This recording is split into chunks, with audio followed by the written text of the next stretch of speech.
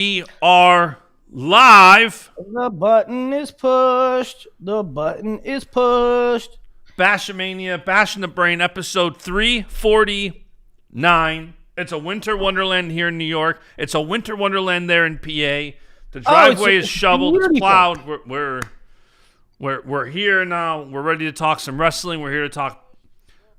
Oh, I gotta mute this. We're here to talk Pats. We're going to talk Pat Fitzgerald to Michigan State, Lane Kiffin to LSU. Maybe we should start a football podcast. I would love to. Maybe we should start a football podcast. Okay, so, obviously big week CyHawk. RAF, I don't care about you haters. I want to say this, and that. RAF was electric, start to finish. Great pacing, great energy, great wrestling. Excitement.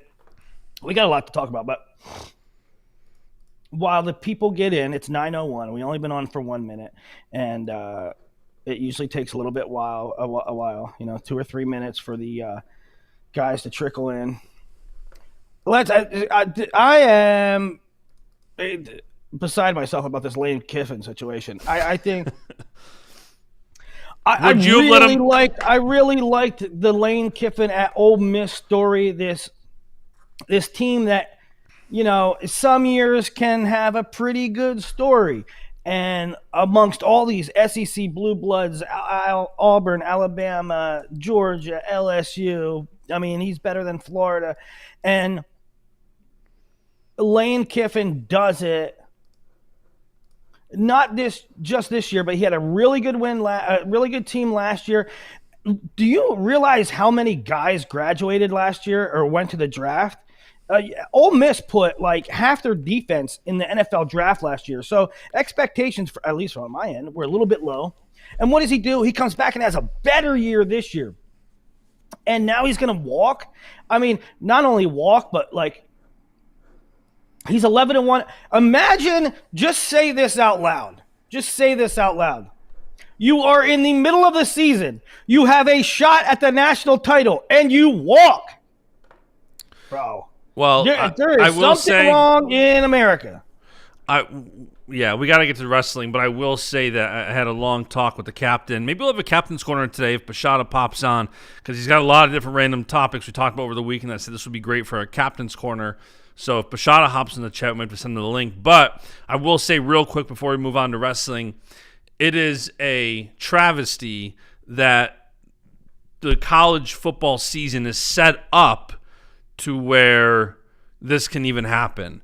The fact that a coach has to make an offer and the way you have signing day in the portal and everything else, this should all be off limits until after the playoffs. It should be. It on the surface, the optics of it are absolutely atrocious.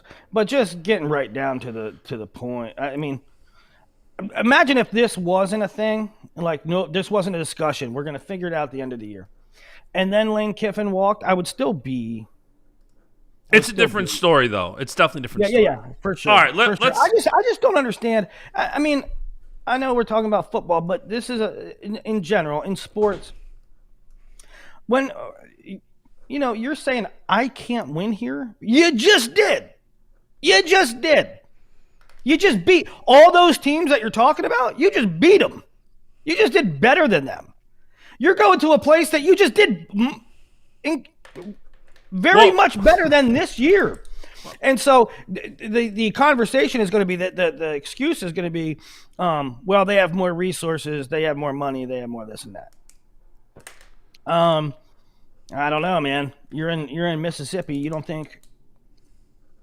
Now you might never get to the LSU level of funding. All right, let's move on to wrestling. We'll talk football end of the show. People are tuning out. They don't care about Lane Kiffin. We'll talk football at the end of the show. We'll do our football segment. Let's turn it into wrestling. Let's turn it into wrestling. If you're at I don't know. If you're at a school. I don't know, Pitt. If you're at Pitt and you start Ole Missing it up, and you're 11-1, and you're ranked 4th in the country, and then we understand the analogy. We don't. We get the comparison. It's not the analogy. I know you do. All right, let's talk some wrestling, because we had a great weekend with CyHawk Dual with Real American Freestyle. Which one do you want to start with? Well, I'm going to start with CyHawk. Let's start with CyHawk Dual. Absolute incredible duel. I wish I was there. Looked like an electric atmosphere. Oh, I wanted to be there so bad. The interesting thing, just 30,000 foot view, is that you look at the lineups and you start even thinking about the lineups in July, August, September, and one team I always say it could and would. And there have been years where it looks like Team B could beat Team A if things went right, but it really never does. And right. This year it did. Right, so it was like that 1 year. It never happens. And Iowa State on paper in the past 3 or 4 years have had some times where, okay, they could really do this. Or, I mean, one of the years I think they were like, okay, Iowa State should win this. Mm-hmm. And they don't. So, like, the narrative becomes, yeah, they could, but they won't. I mean, even had me saying it. Right. But this was a year. And it only takes one every 10 or 15 or 20 years for people to say, yeah, they could. And this was the year. By the way, to correct, Larry Steele and JL Stock in the chat are talking about, could Nasir still take a red shirt? Larry said no, he's wrestled 5 matches. That's not, it's 5 dates, and he has not wrestled that. So all the national duels counted as one event, is my understanding. So he's not a freshman. You can't wrestle 5 anyway. That's right. Yep. You can only that wrestle 5 thing and still maintain your red shirt is only for freshmen. It should be for everybody. It should be for any grade. But yeah, national duels, that event, it's not 5 matches, it's 5 dates. So I've seen it mentioned too with other guys. National duels, I heard, counts as one event. So if he was a freshman, he'd still be able to take a red shirt, but no, he can no longer take a red shirt because he's not a freshman. So, right. All right, CyHawk Dual. They must have listened to the podcast, shout out Dresser, because I suggested that they started heavyweight and end with Elam and Dean, and that's exactly what they did. So shout out Dresser. All's well that ends well, but I still do not agree with it. Oh, it was perfect. I think that was exactly the way you do it. I don't think you could have scripted that any better, especially if you're Iowa State. You know that Bastida's a huge favorite over Kueter, which I guess we'll start right there. Bastida pretty much dominates Kueter, almost gets the major, but couldn't hold him down, which was a bit surprising because Bastida is a strong, aggressive guy. I was really kind of surprised he couldn't hold him down and try to secure that major. Well, there's a few things going on with that. Well, first of all, let's start with the fact that Younger moved him around the map. Ben, I don't know if it was a physical thing where Ben couldn't stay in there with Younger, or Younger just moved him, or Ben just didn't stay in the middle because he didn't want to give up scores and was evading. So I don't know if it's a physical thing or a tactical thing by Ben, but Ben was on the edge like 90% of the match. And so I think the thing, if they were to match up next time, is like Ben got to stay in the middle there if he wants any shot whatsoever. And as far as the riding him out for the major, there was a couple things there. First of all, Younger isn't really known for his top and bottom game, for his mat wrestling. But then again, Kueter, give Kueter a little credit for the effort, but I don't think it was a great. I don't know how Younger didn't hold him down, and that he looked to have him buried at one point. Yeah, and Ben is still coming off hip surgery. We did see him in a close win over Dayton Pitzer, I believe, last week, and we were talking on the show last week. I'm not even know if he was going to wrestle this weekend. So I suspect he is still kind of easing back into the swing of things. But yeah, I was a little bit surprised. I thought Bastida had the major within reach and to not get it. But Yeah, and one thing that's going to become clear, and I probably should have said it before we even started getting into the head-to-head matches, and just generally speaking, across the whole duel and the whole duel team result, is that I might be a little bit of a Hawkeye apologist here. I might be a little bit. I'm going to defend Iowa, probably not universally, but more than the Hawkeye report. Like Nasir to me was very disappointing. Jordan Williams to me was very disappointing. There were a couple of guys that didn't look right, and certainly not their best performance. However, I think by and large, there is the dauber down on the Hawkeyes in general, and some of the things that are being said, I think, are a bit overboard. I mean, there are comments that Ben isn't living up to expectations. Ben, wow, we thought this guy was a superstar prospect, and now he's this. I mean, the kid AA'd in a super, super deep weight as a freshman.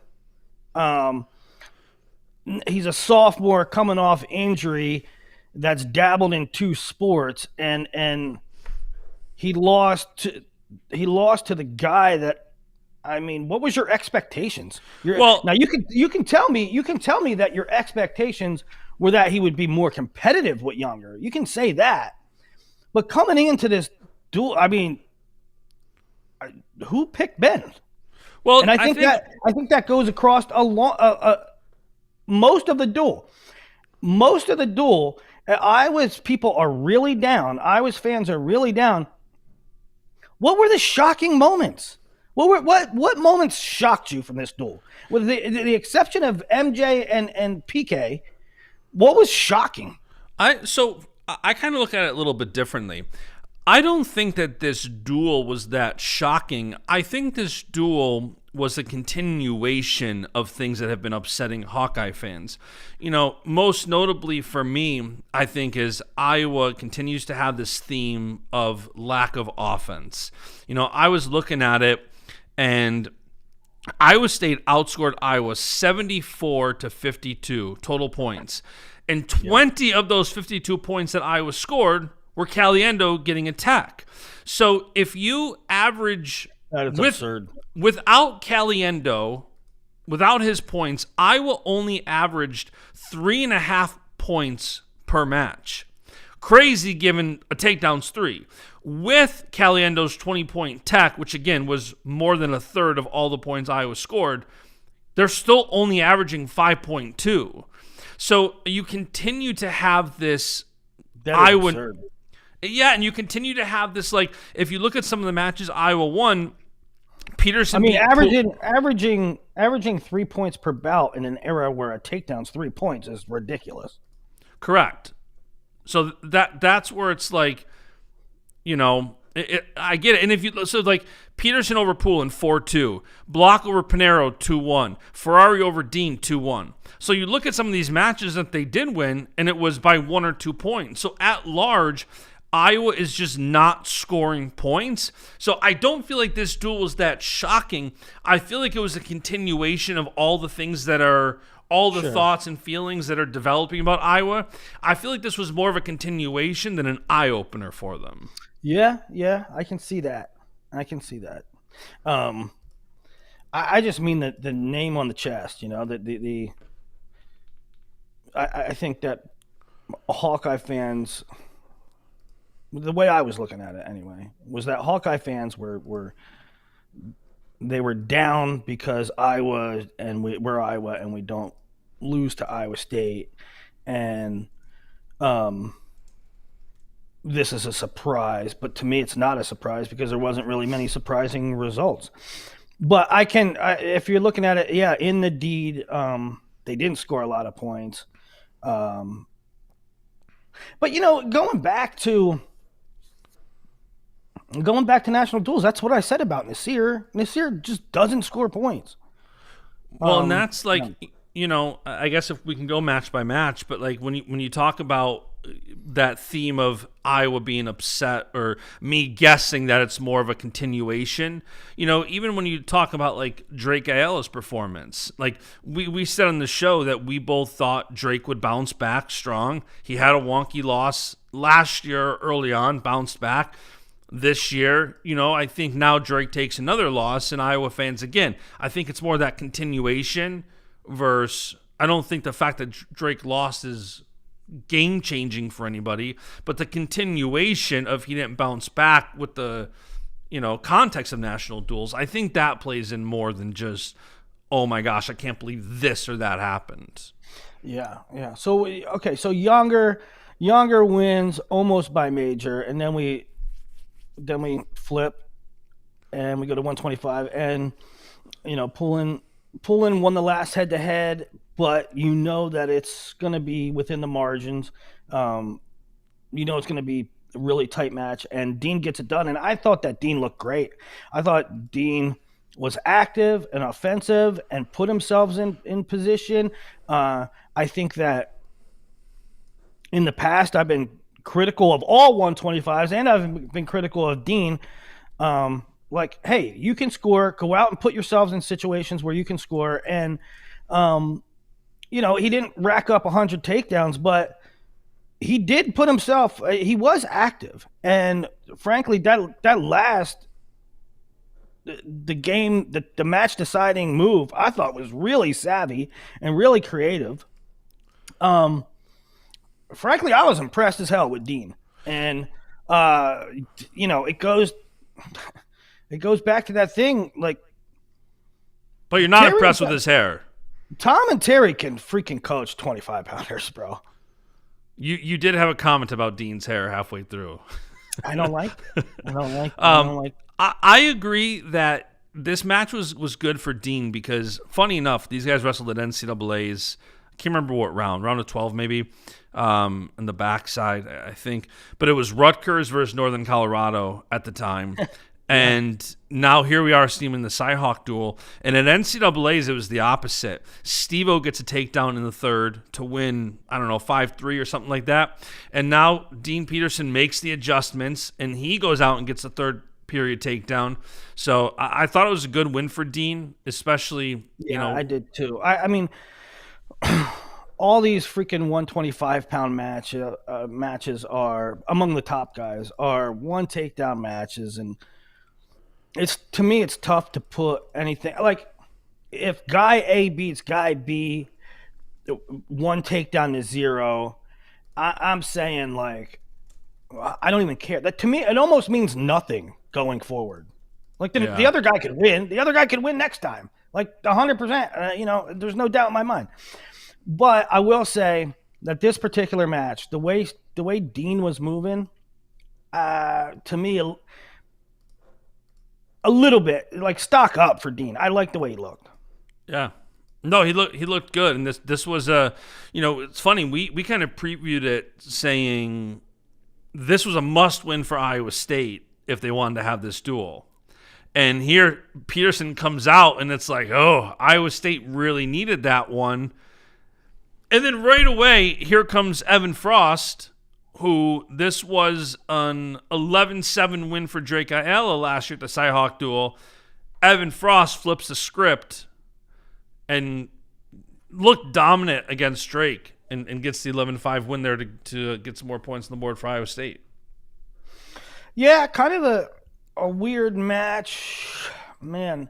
Again, to me, not surprising. We went into last year with Drake coming off a loss to Knox and thinking, does Evan Frost have a chance to beat Drake? Well, Drake won that match.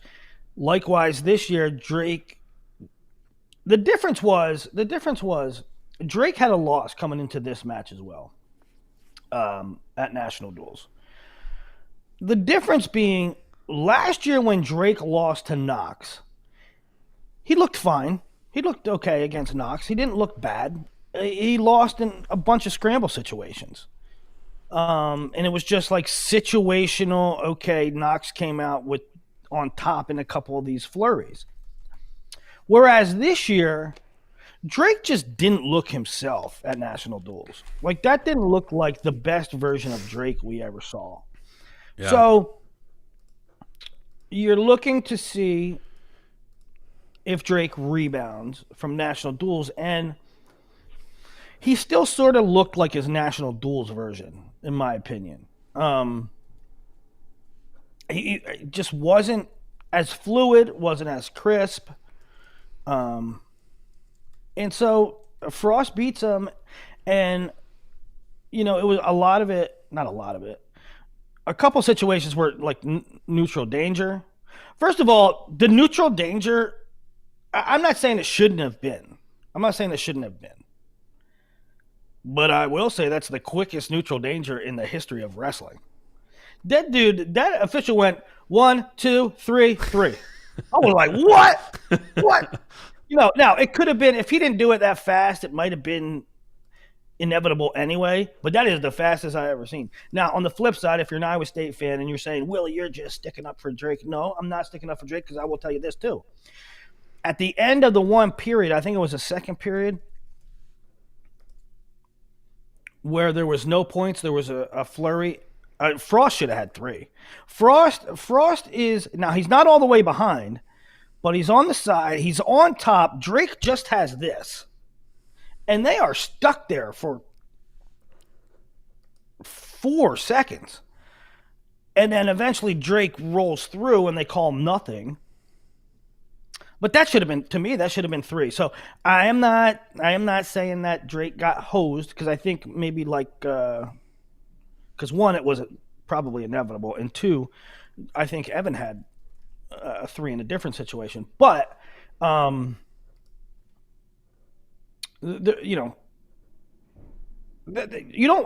don't watch that match and say, yeah, Evan Frost every time going forward.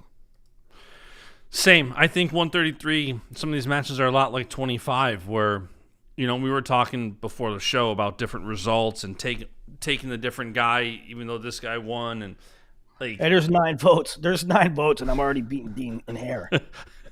Yeah, Larry Steele in the chat asked for a poll. Who has better hair, Dean Peterson or Willie? Willie is currently winning 89% to 11%, or Dean Peterson. Hey, some people look great with a bald head, and I'm one of them. Dean, listen, this isn't about Willie. You can't comment on hair because you have none. Yes, I can. You can have a lot of hair, and it just not look right. And Dean, I'm not saying that definitively, like. And Dean, by the way, I think it is. Dean, if you happen to be watching this right now, text me. I'll shoot you a link, and you can come on here and give Willie a rebuttal. But yeah, no, I agree. I think, Drake has looked a little off, and it's early in the season, and I tend not to stock down guys early in the season, so I think he'll be okay. It's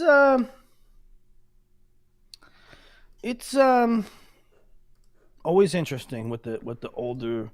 It used to be the rule of thumb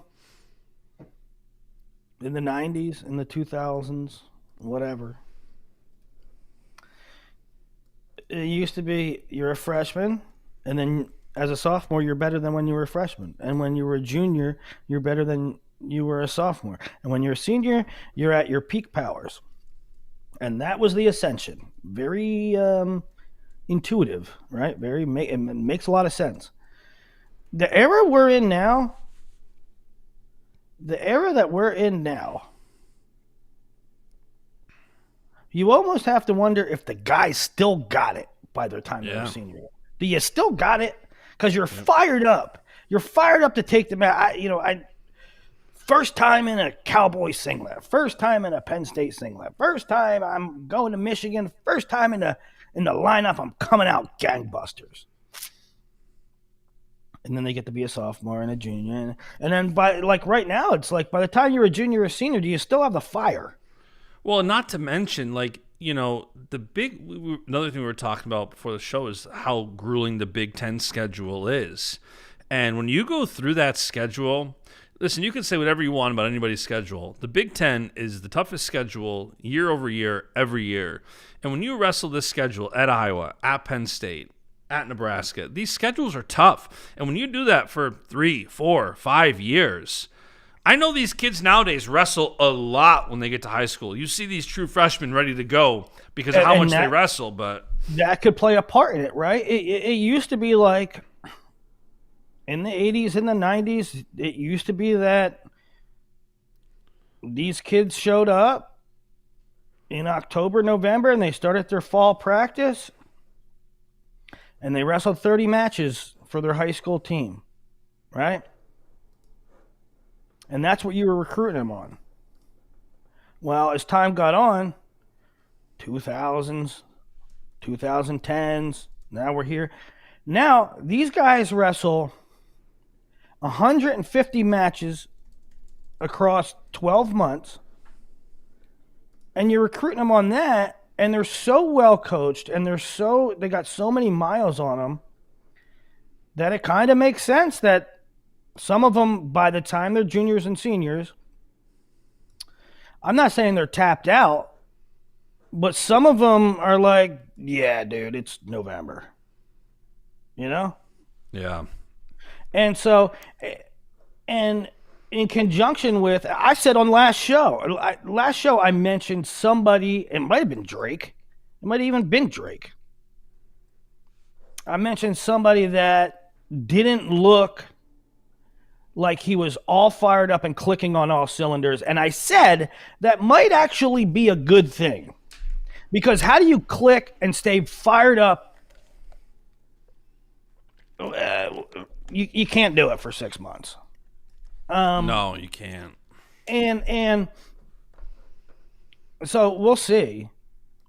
But in conjunction with you saying the Big Ten schedule is so brutal, one thing you have to remember about that, one part of that is it is so brutal late.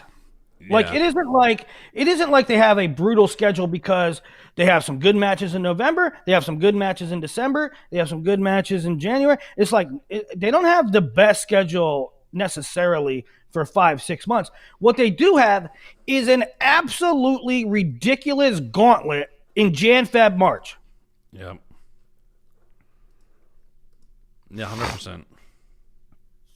And so, I don't know. You know, maybe Drake, and I would kind of focus it on Drake here, but this goes for a lot of people, and it goes to the trends that we see lately with juniors and seniors. I mean, hey, look at Lachlan McNeil, right? Lachlan McNeil, a 3-time All-American. He's in his 4th or 5th year of college. He transfers to Michigan. He moves up a weight. He goes to national duels. To him, this might have been another duel in November. You know who it wasn't a duel for? It wasn't just another duel. Caleb Larkin, who's making his debut in an Arizona State singlet. Yeah. Right? There's a difference. There's a guy that's a veteran. Okay, November duel. To Caleb Larkin, here's my debut. And he put it on him. Yep. So, on one hand, you say Drake's a pro. He's a veteran. When we get to Big Ten duels in January and February, he'll be fine. Yeah, that could be the case. Could not be either. Maybe he doesn't get back to that for him. We will see. Time will tell, my friend. So that was 133. 141. Listen, I did not have a whole lot of confidence in Nasir Bailey. I should say this. I had a very, very clear perception of Nasir Bailey at 141, and that was, we got to wait and see. I'm not convinced either way. I'm not convinced he'll be not good. I'm not convinced he will be a title threat. And so that's why in Crystal Ball I had him low, and some people were barking, Willie, you're lowballing Nasir. And I said, I'm not really lowballing him. I'm taking a wait and see approach. And then he went to national duels. and he looked okay, but very risk averse. Didn't really go out and seize it. There was a few times where when he needed to score, he got to legs and he got opportunities. So it was like he could do it when he wanted to. But this performance was bad. I have Etchemendia 4, 5, 6 in Crystal Ball, and Nasir blood round or round of 16. But in doing that, you don't say one guy's going to major another, and Etchemendia just looked great. By the way, too. It was very close to even being attack. With 15 seconds, the Iowa State corner was telling Etchemendia, cut him, take him down again and get a tech. Because you had, I think it was like 15 to 20 seconds. There was enough time where, he very likely could have got that takedown. And then it would have been 18-3 tech? So, yeah. Right, I don't know what the Hawkeye report was saying, but Twitter, after both Bailey and Jordan Williams got majored, instantly wanted refunds. Yeah. I don't know. I don't know if you're Tom and Terry, what exactly you do there. And they're in the room. They have a better grasp on the situation. I tried not to overreact. Is there a button you can push? Is there a management angle that you can refocus Nasir and get him back on track? Because I don't think he's unsalvageable. I don't think, let's not overreact and say, well, that's a wash. Nasir's going to stink for all eternity. Nasir's not what we thought he was. He's never going to be good. And man, that was a bad investment. If Tom and Terry do their magic a little bit, there's no reason that Nasir can't vie for All-American honors. There's no reason Nasir can't be very, very good. With that being said, that was just a bad performance, and you have to. Listen, this is what I'm trying to say. I guess I'm trying to work through it. That's mental, dude. That's mental. Nasir Bailey is not that bad of a wrestler, as he looked the other night. He is not that bad. So, it's kind of the silver lining to me, is that as terrible as that performance was, that ain't him. He's better than that. You just got to get it out of him. Yeah. I thought, too, I will say that, there's a lot of talk after that match about Bailey, but, man, Etchemendia being back and healthy, he looked awesome. For as much commentary around Bailey and Bailey almost getting tacked and the major, Etchemendia looked great. He looks like he's healthy and back and ready to roll, and he's going to be a dog in that 41-pound bracket in March. I thought he looked great all around. He's good. He's really good. And I know I kind of feel for him because he doesn't necessarily want to be at 41. It's a pull for him. I don't know if it's really a pull or that he just. College wrestling's hard. You have to pull weight, right? And I don't know how hard of a pull it is because he looks like he's a 41-pounder. But it's a thing, and so I'm glad he has a success. It really sucks when you're miserable and losing. It's one thing to be miserable and winning, right? When you're miserable and winning, okay.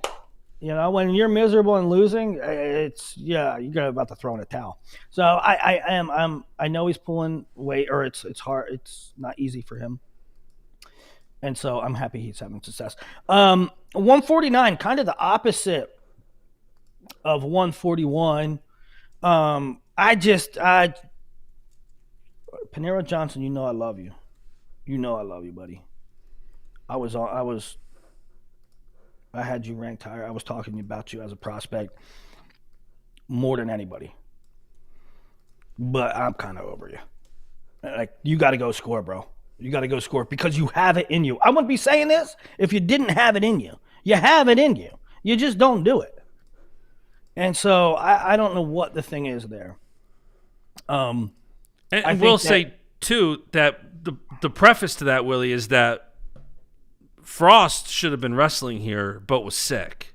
Because Frost beat Paniro in 2 straight in the wrestle-off, and Dresser basically said, look, this isn't the end of the season final, but for now, Frost won the wrestle-off. It's his spot. And they didn't know if Frost or Paniro was going to go this weekend. And Dresser ended up saying after the duel, like the reason that Paniro wrestled and not Frost was that Frost was sick. But it was worth noting that even there, like, this was a huge opportunity for Paniro to step in when, hey, Frost just beat me for the spot. He's sick. I get to wrestle this huge duel. That's where I was expecting, like, man, this was a huge opportunity after. Yeah. So that's a great point. I mean, I'm talking about the match in and of itself. You're talking about the context, and that's a great point, is that on the surface, Paniro didn't put out a great effort level. The context, he should have been shot. He should have been wrestling like he was shot out of a cannon. Right. Because you just lost in wrestle-offs. Let's go seize not only this match in a big spot, but let's put a little bit like, this is my spot. And he didn't either.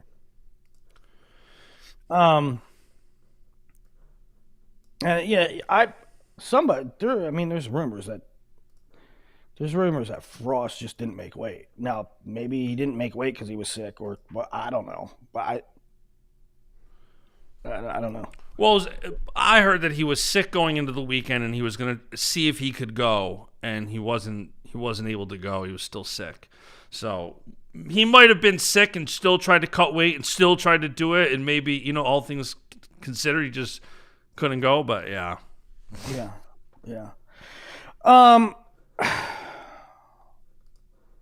So, like, now we get into 157, and it's almost like there's 3 matches in a row here where effort was a thing, right? Like, we didn't see the best version of Nasir. We didn't see the best version of Paniro. We didn't see the best version of Jordan Williams or the best effort even. And I don't know. It's just odd. It's just odd that it could be the CyHawk Dual, this big thing, and I don't know. There's a lack of fire. Now, I will say, in contrast to Paniro and Nasir, Jordan came out. Larry Steele said, Willie said, I love you, but I'm over you. Sounds like my ex-wife. Yeah, I've heard it before, too. A couple times. But in contrast to 41 and 49, Jordan did wrestle pretty well early. I mean, they were in scramble situations, and he fought some stuff off, and he was in position to score a couple times. But it was just like, when it wasn't going to happen, he caved. Yep. He got down by a couple scores. He didn't fight to claw his way back into it. He kind of just said, okay, I'm going to lose this match. I'm here until the time runs out. Right. So I don't know. He's another one that I love. I freaking love Jordan Williams. Some of these,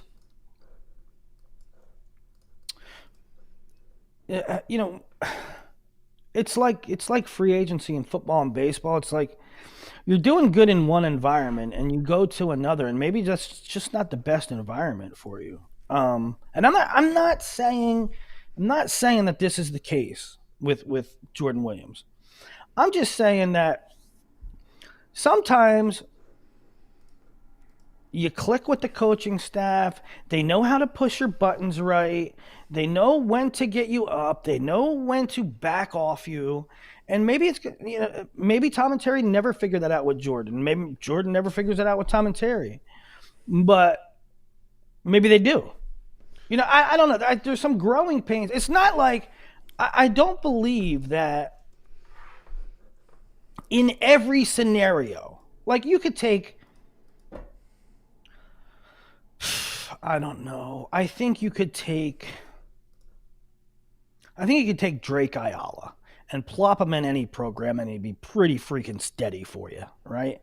I think there'd be like not much variation. I think you could take, dude. I don't know. I got a question for you, and I might, if Bashada's listening, I want to bring him in for this actually too. I'm curious your thoughts on these first couple of years of these big numbers, 100,000, 200,000, 300,000 for transfers. And obviously the fans have their reactions pretty quickly as far as whether or not it was worth it or not. Do you think that as some transfers don't pan out, and I'm not just talking Bailey or Williams, who knows what they're going to end up doing at the end of the season, I'm just saying in general, do you think over the next couple of years there'll be a bit of a bubble popped and a bit of a reset on, I don't think it's coaches that are saying we'll give you X to transfer. It's donors. And at what point does the donor say, you know what, maybe this guy's not worth 250 because if he doesn't pan out, maybe we'll give him 125. Do you think there'll be a bit of a reset when some of the higher paid transfers don't pan out as well as these big donors maybe expect? No. Nope. Because it's funny money. Yeah. It's funny money. It's if Tom has a hole, if Tom has a need at 49, he's going to go out and get a 49. And he doesn't. Why would Tom care other than? Why would Tom care about the price he's paying for a solution when it's not his money? It's like a kid, that's fair. It's like a kid. Dad, I want this toy. He has no idea what it costs. He just wants it. If it's not his money, he didn't have to work for it. But do you think, like, even still, like, a coach doesn't care if a wrestler costs 100 or 300. Really, it all comes down to the donors, and the donors saying. And I don't think it's going to be like, you're definitely going to have some donors. Like you said, I agree. Bashada knows some very wealthy people, and, he's kind of giving me some insight into how their brain works. And it's like, it is funny money, and it's a drop in the bucket for them. Well, you know what Iowa could use? And particularly a team like Iowa. I mean, I think a lot of schools could use it. But Iowa... it would be the case study for it. Iowa is the dream for it. What Iowa needs is Iowa needs a guy like me to say. Shocker! Who saw that coming? It's a freaking truth. How is it not obvious? Tom identifies a need. Tom tells Bob Nichols, we have to allocate money for this weight. Somebody has to be the guy that identifies who's the right fit, and they're not doing that.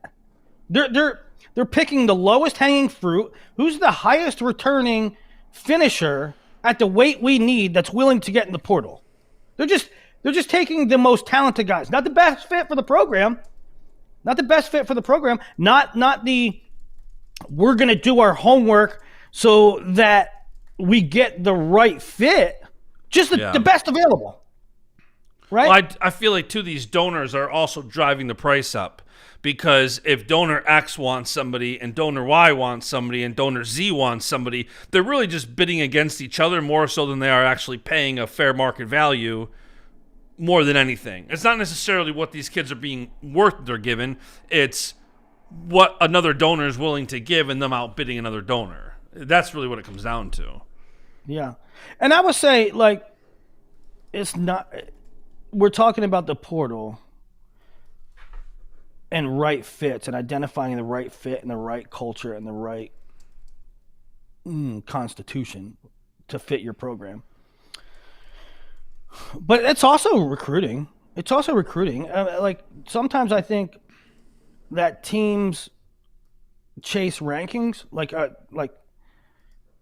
I see teams get a commitment from this guy, and I'm like, that's a bad fit.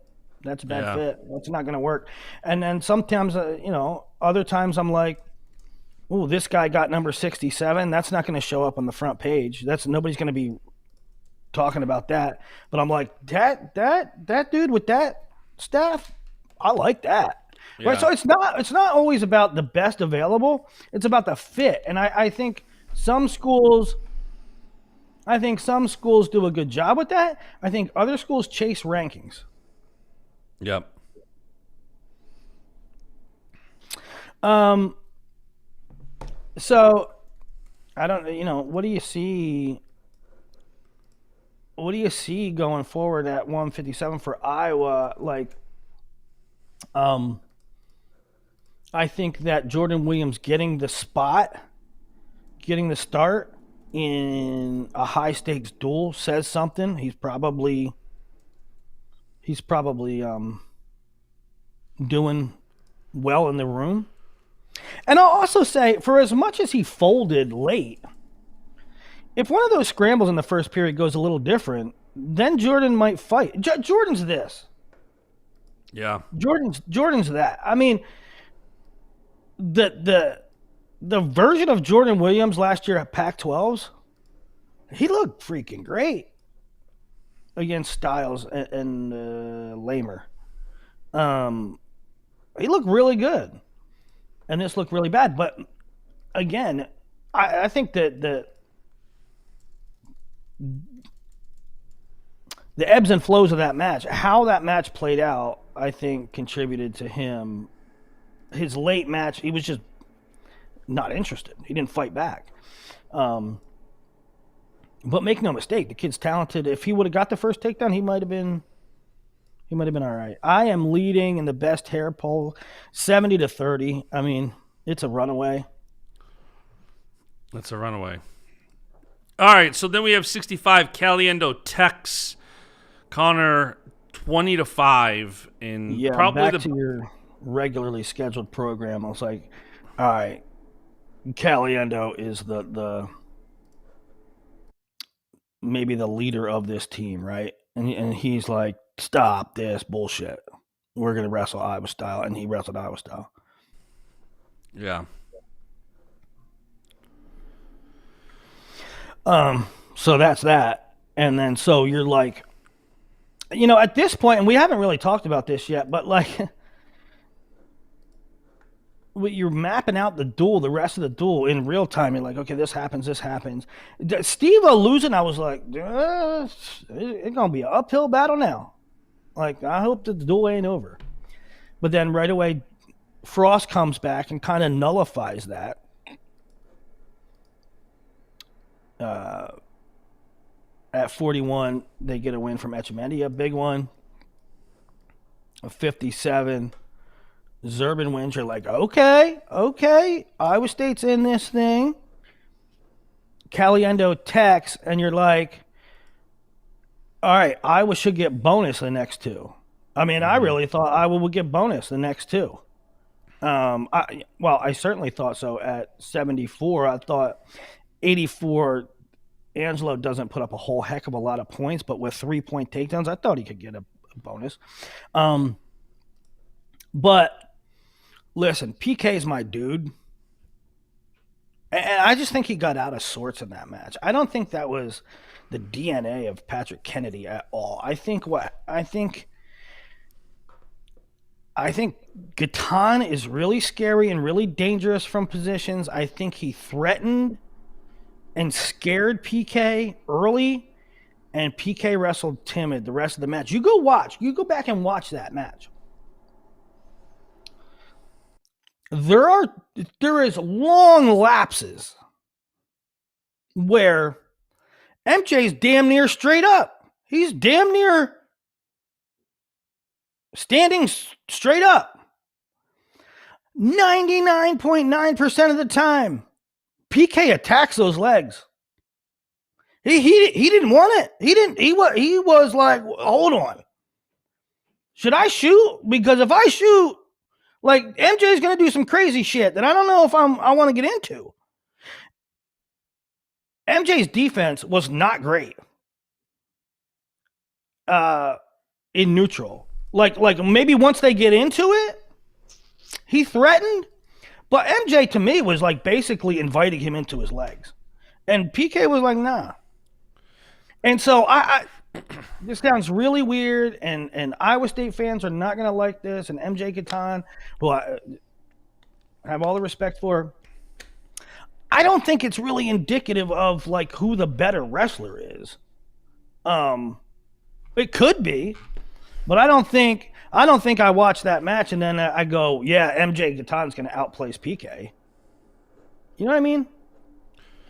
Yeah, and I think too, like for me, this was a straight NCAA D1 dogfight. 9-8 match in tiebreakers in a big duel.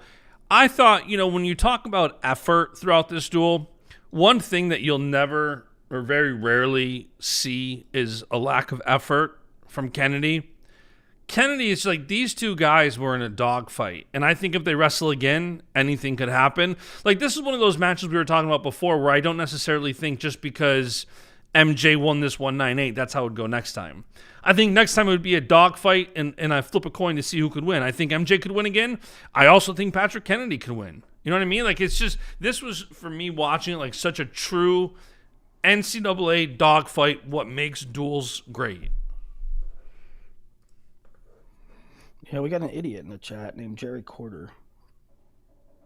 That's interesting. Bachman calls out Willie, Piles, Bassett, and Forrest for a $1,000 bet on their bias in capitals, and neither have responded to them to take the bet. I mean, are you a dum-dum? Are you a moron? We're talking about, first of all, the high school rankings came out. Rankings are not predictions. Rankings are not predictions. Plus, it's based on lineups that the coaches gave us. So, go away.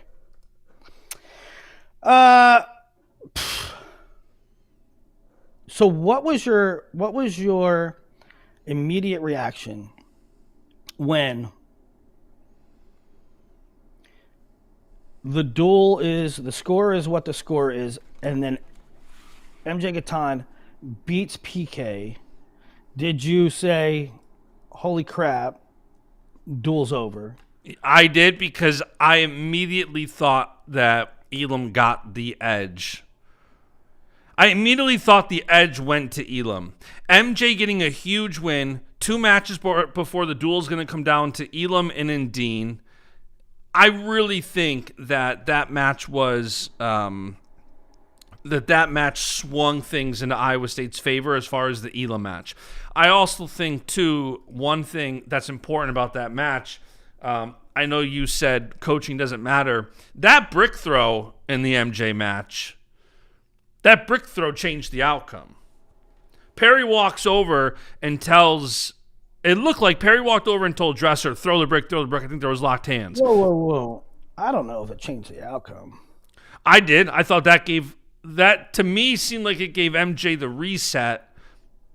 To me, I thought that was like... It wasn't even a reset. It was. You mean a reset mentally? Yeah, just all around. It wasn't like some 6-minute break. I mean, they came back.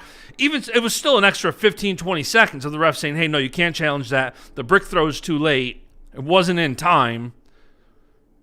It's so funny that they say you can't challenge it. Basically, you're asking for a lunger. You just gave him a lunger. It took you too long. It took you too long. You already gave him the lunger. But I will say, I think that it affected absolutely nothing. And here's why. PK looked gassed. PK looked gassed as MJ. I know, but I think that extra 20 seconds did not hurt. Okay, let's say that it never happens. Let's say that never happens. First of all, I will say that, and I do believe that Iowa State's corner was gaming it. Yeah. And I haven't gone back and watched. I haven't watched it 2 or 3 times. But my recollection, watching it in real time, I'm pretty sure I saw locked hands off the whistle, like 2 or 3 seconds into the ride out. Yeah.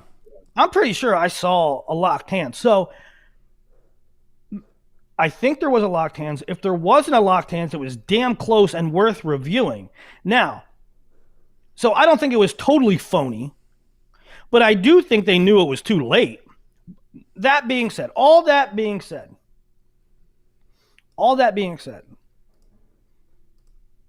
what gives you any idea? What gives you any idea that brick never comes in? That never happens. PK has to go underneath, and he has to get out in 11 seconds. Yeah. What makes you think that that's going to happen? Because there's nothing to indicate to me that that's going to happen. Not fair.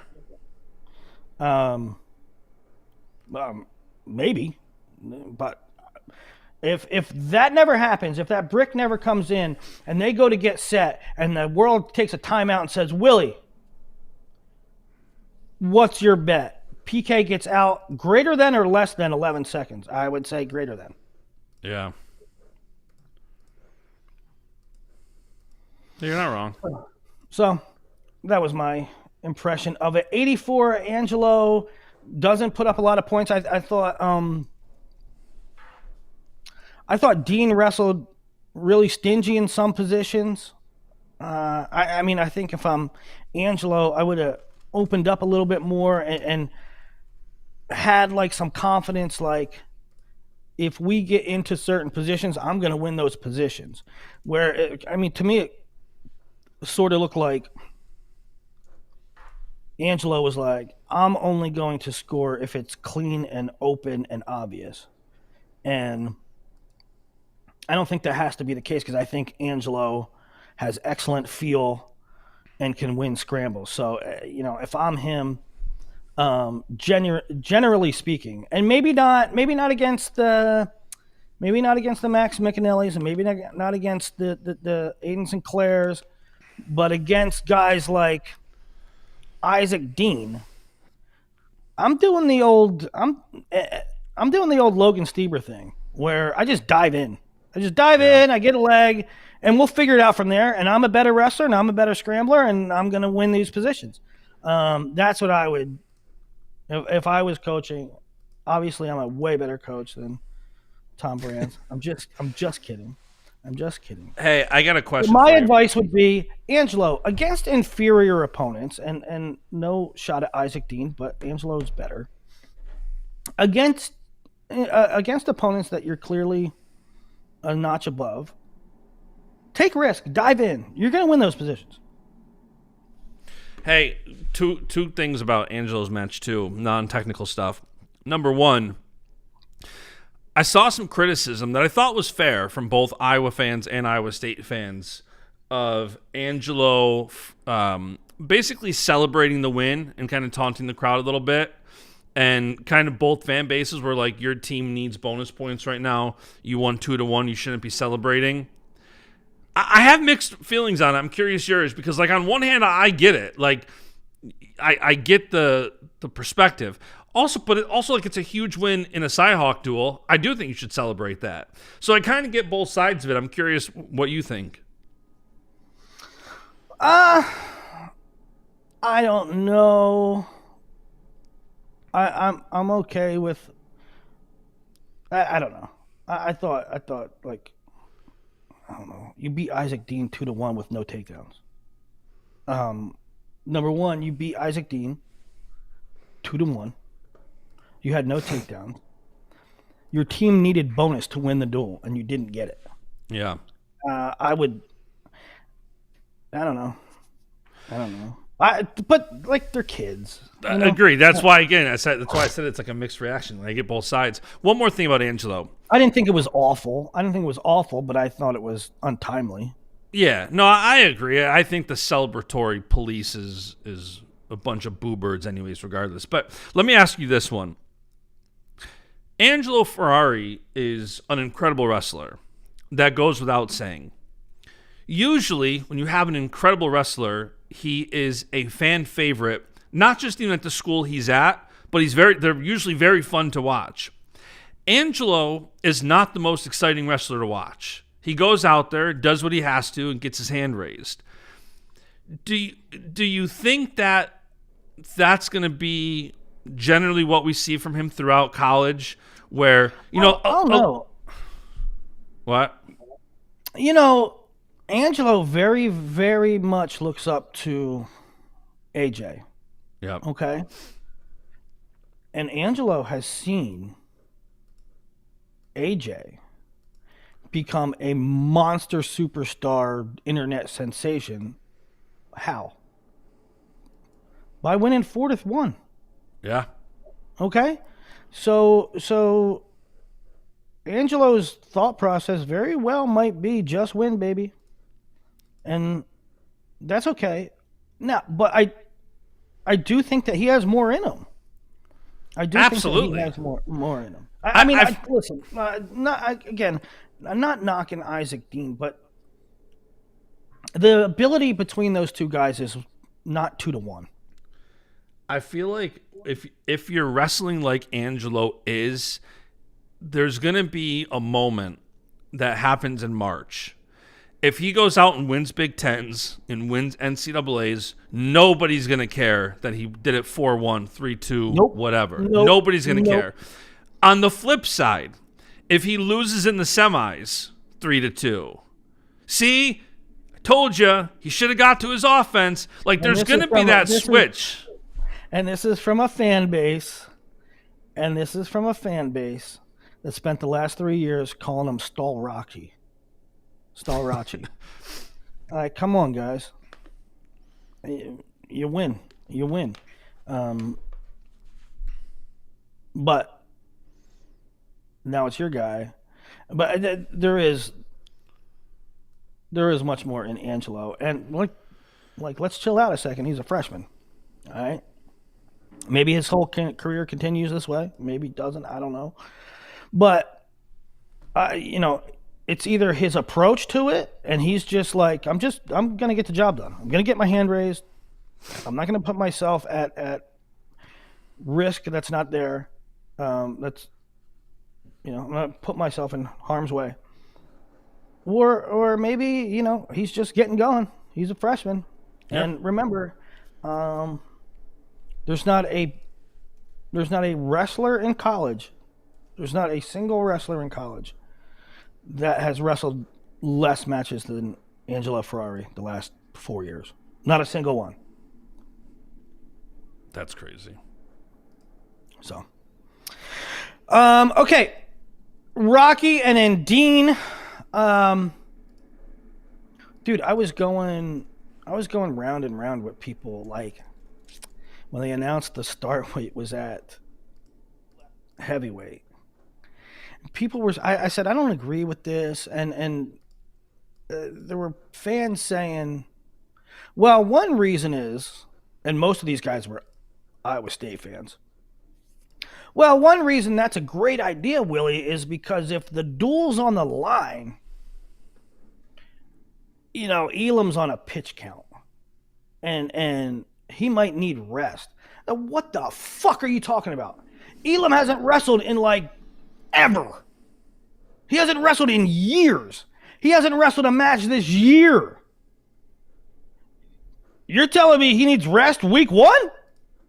He hasn't wrestled yet. What are we doing? We're going to bring him in. We're going to bring him in, and then we're going to determine our duel. Maybe let's start at a weight where maybe we don't have to use Elam. What are you talking about? Why'd you even bring him in here then for? I'm not saying that. I'm not saying that's the truth. I'm not saying that's Iowa State's thing. I'm saying the fans that were saying it, you got to be freaking kidding me.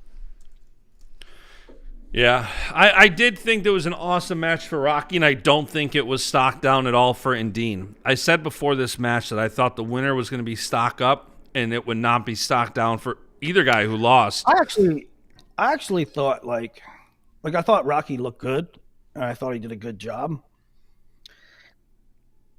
I don't and I'm bullish on Endene. I'm stock up. He's been much better than what I thought he would be. I had him blood round to start Crystal Ball to start the season, and so I'm eating crow a little bit on that. He's proved to be better than I thought he was. That being said, I did think that Rocky was kind of playing with his food a little bit. I think that if you said before that match, if it was, if Iowa was leading 17-14 and they said, Rocky, you needed a major, I think Rocky could have majored him. whenever he won it. Yeah, no, it was very apparent that Rocky is healthy. And we did see him at the Cyclone Open. He won a pound of bacon earlier in the month, won 3 matches to get that pound of bacon. Wait, what are we talking about? Who won? Somebody won bacon? The Cyclone Open this year, their sponsor was, who was it? Daly's Premium Meats. And so the winners were holding up pounds of bacon. And Rocky wrestled in that and won a pound of bacon? Correct. Okay, that's even worse then by those fans, because you're telling me that Rocky can wrestle in the 1 pound bacon open, but he can't wrestle in the CyHawk Dual? I don't know if that was the actual prize, but they were holding up a pound of bacon. So, but yeah, no, I think Rocky is healthy, and I think a healthy Rocky, like you said, I think if he needed a major, he could have got it. And going into that match, even still, Iowa State, because they outscored Iowa so much, had the tie-breaking criteria. Iowa State had locked up criteria that... Yeah, that was another weird thing to me. And now, all right, so I'm going to be honest. Be honest with us, Willie. The first, 4 matches of the duel, I was having lunch with a bunch of the RAF wrestlers, and we're sitting there and we're talking and we're having coffee and watching it. Sunflower seeds and yeah, it's on mute and it's on the restaurant TV, right? And so I didn't catch everything. And then after we get done eating, I run up to my hotel room and I watch the rest of the duel. And so and I was on internet and bouncing around. Those things were a little helter-skelter. But I saw a lot of people doing math and criteria. What's criteria 1? What's criteria 2? And I was like, I might have been missing something, but I was like, why are they trying to figure out criteria? It's not even a thing. What? It was a thing? Iowa State was going to win that. It was very evident that late they were going to. That it was going to. Not that Iowa State was going to. I guess going in, if you looked at it going into it, where you thought that Iowa could not only win but potentially bonus 65, 74, 84, it was looking like it would come down to the wire. Once MJ wins at 74, then it looked more so like Iowa State was going to win the duel. Yeah, well, that's the earliest I ever saw anybody looking. All the internet was looking for criteria. It's guys, there's 4 matches to go. We're halfway through this duel. What are you doing? I don't know. So that was the duel. The Iowa State Cyclones beat Iowa for the first time in 20 years. I believe 2004, the year I graduated high school, was the last year that Iowa State beat Iowa in the CyHawk Dual. Awesome duel. I'll tell you what, for as many people who wish Penn State and Oklahoma State wrestled this year, I wish Penn State and Iowa State wrestled this year. Well, how about one thing all of a sudden that's just a giant neon lights duel is Iowa State, Ohio State are wrestling. Yeah. At collegiate duels, which, I'm really upset that Oklahoma State and Iowa isn't there. Obviously they don't want the sport to grow. Duck them in the rank. They're ducking. Punish them in the rankings. It's just atrocious. Why don't you want the sport to grow? By the way, it is silly that Penn State and Iowa State are both at collegiate duels, but they don't wrestle because they're on opposite pools. Mm-hmm. They did wrestle before, though, right? And I don't think Iowa State matches up great with Penn State. I don't like. But let's hope. Fingers crossed. We've had an excellent year of matches and things materializing. Let's hope. I'm really pumped about this duel. Let's hope everybody is available. Hey, we had some requests from Twitter and some DMs about our thoughts on Ben Askren's tweet after the duel. I'm going to pull it up on screen here. Ben Askren tweeted, after its first defeat to Iowa State in 20 years, I am offering my coaching services to help resurrect a once proud tradition of Iowa wrestling. They need to bring back the uber-aggressive style that Dan Gable created and everyone wanted to emulate. Recently, the program has had a lack of development of athletes, a lack of offense, and the inability to build an RTC and a reliance on spending money of transfers to bolster their lineup. William Saylor, your thoughts? Well, I mean, they didn't look great. I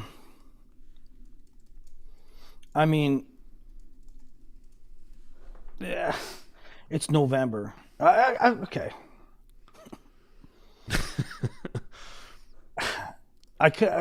On one hand, it's November. On one hand, I'll go back and say it's not. When you're dealing with these portal guys, you're rolling the dice. You could have a guy come in from Little Rock into your program, and he could light the world on fire and jump levels and become a national champ. It's Stephen Buchanan, okay? But 4 times out of 5, it's either not going to work out or it's going to take some time to work out. I just don't think that some of these guys that leave. Listen, let's be honest. Let's be freaking honest. Be honest. All right? Let's be honest. There is a percentage. This is going to hit the internet really great. This is going to look great. By the way, the best thing is this is just Ben trolling Iowa fans because he's not actually offering this, but now Willie's going to say something that is going to get everybody in a tizzy. Say it, Willie. Well, no. So there's 2 things. One, it's November duel. We wrestle in March. The bottom line is March, and Iowa has 4 months to right the ship. So let's not overreact and kick Iowa when they're down. Like, let's take the worst performance of Iowa this year and Ben's not just talking about this duel. I mean, what he was talking about, he's talking about RTC and transfers and offense. Did you see this text? Again, those are things that are, to go back to what I was saying to start the show, those are more of a continuation of things, not just a single he duel. didn't send it to you. He didn't send it to you, just me. I just got a text from the man, Kevin Dresser, and he said he's sending each of us, me and you, 1 pound of bacon. Shout out, look at this. I love pork products. You look like a pork product. F off. All right, KB. I'll be waiting for my bacon. Now, listen.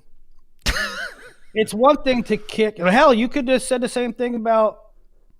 On one hand, you could have said the same thing about Nebraska a couple of weeks ago. Oh, let's kick dirt on them down. They need some change. Blah, blah, blah, blah, blah. Stop. It's November. Okay. On the other hand, where Ben does have a point, is that it's not just November, right? It's not just November. It's like. Yep. It's been sort of a sustained duration of not hitting some marks. It's been a sustained duration of not clicking and not being on the same page and not hitting expectations. So Ben got a point there. I get it. Now, is Ben trolling? Probably. I don't know. He's absolutely trolling. What do you mean probably? The game has changed. He's trolling. I know. I talked to him about it. Don't read the comments right now. Don't read the comments. Oh. Don't read the comments. I can't believe he said Matt Scouts, more like pork scouts. I scout pork. I have scouted pork. Willie is a very great scout of pork. He sent me some Curabota pork. He sent me some Berkshire. I mean, he knows his pork. I know my pork. Nobody ever questioned Willie knowing his pork. I'm going to tell you right now, the best pork in the world. Oh, it's as good or better than a steak is Iberico pork. That's very good. You sent me that. It's very good. They eat nothing but acorns It's crazy. in Spain.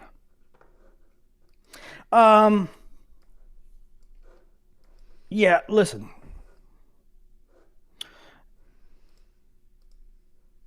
I love the Brands brothers. The game is so convoluted right now. Gone are the days when you can get a motivated guy in.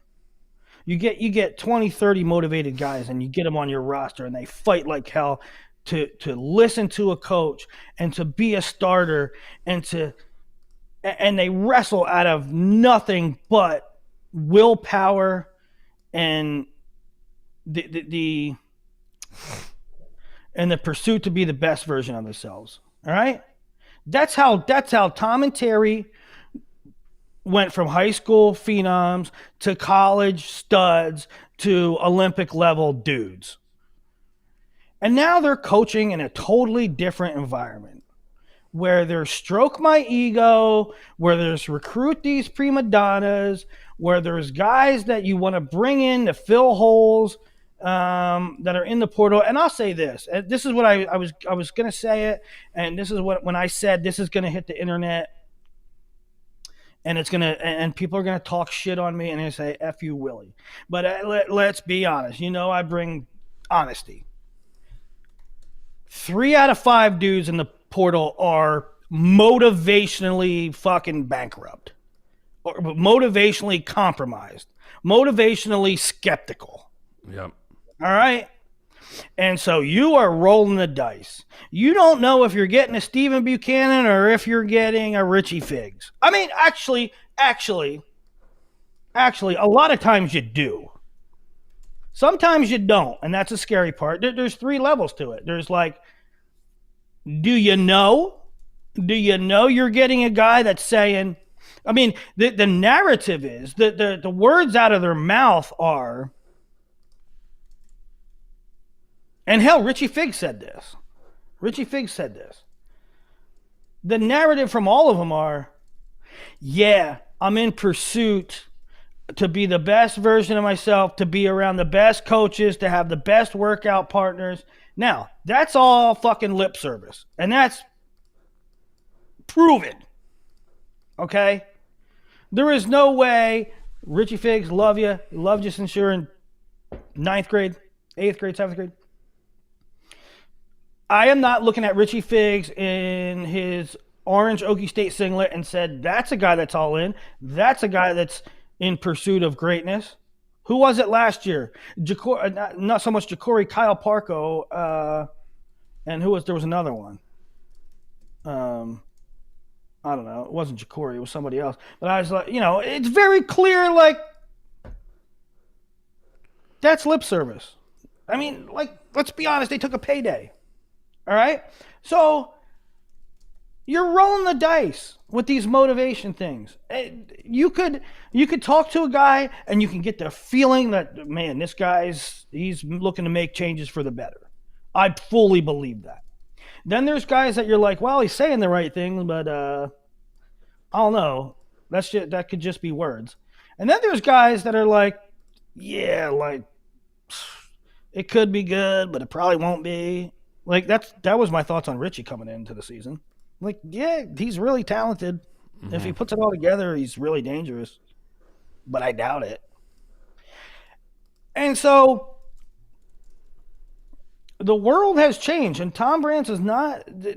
They're old school guys, and they grew up in an old school system where dudes wrestled out of heart and bleeding black and gold, and times have changed. Dudes ain't wrestling for pure glory anymore. That's for certain.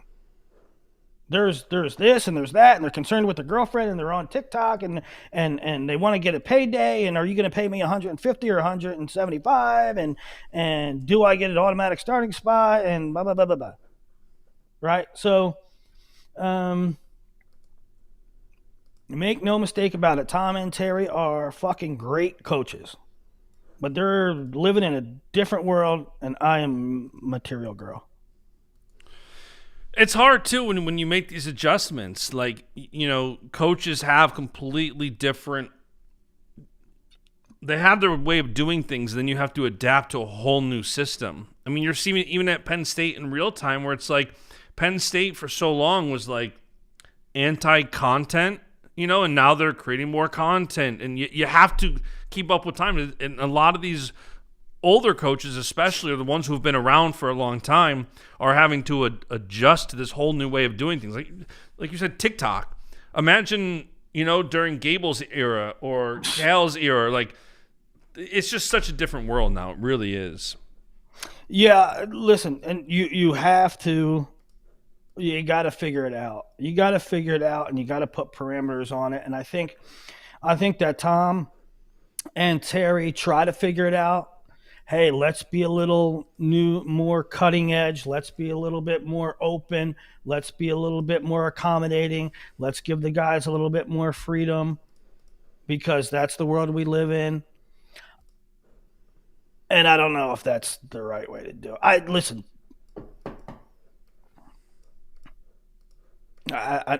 For all there's this thing, right? There's this.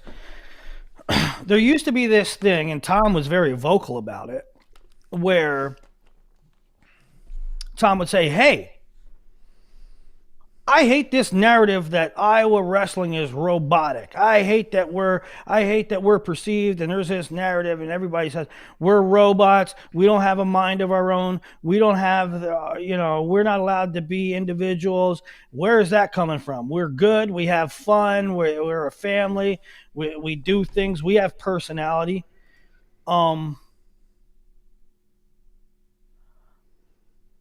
And I think Tom tried to accommodate that, and I think he tried to reverse that narrative a little bit. And I don't know if that's the right thing to do. To me, I would have your system. I would have those guys answer it to it. You do this, you don't do that. I mean, you can say all you want about Penn State, and they're a little bit more. No, Kill don't let that shit. Kill don't let X, Y, and Z happen. You can be you, but be it in the room. You're not on Twitter. You're not on this. You're not making huge statements. I mean, there's some rogue dudes. But even those guys don't do it a lot. You can say what you want about Starachi, and Starachi puts out some crazy shit. Yeah, Starachi puts out some crazy shit like 2 times a year. I don't know. I think there's a real balancing act. But you have to. I think you have to plant your flag. You have to pick your battles, and I don't know. And this is maybe a little off topic, but I just see it as when you are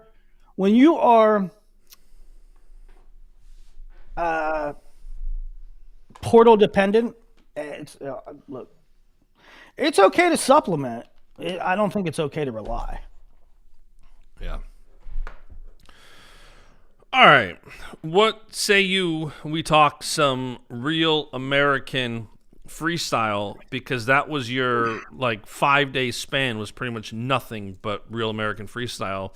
And dude, it was really fun, man. I had mixed feelings about because it's getting I got an endless list of work to do for Mascot and Intermat and for doing duels. This weekend, 2 weeks ago, right? I'm coming up with the schedule for high school and what we're streaming and what we're not, and what I want to bite off. I don't want to bite off more than I can chew. And I had this tournament set up for Fab 50 duels at a casino or not a casino, a resort in the Poconos, and it sort of kind of fell apart. Things, this team said yes, but then they said no, and then we had this funding, and then we didn't. So these are things that you guys don't. I got a mountain of freaking work.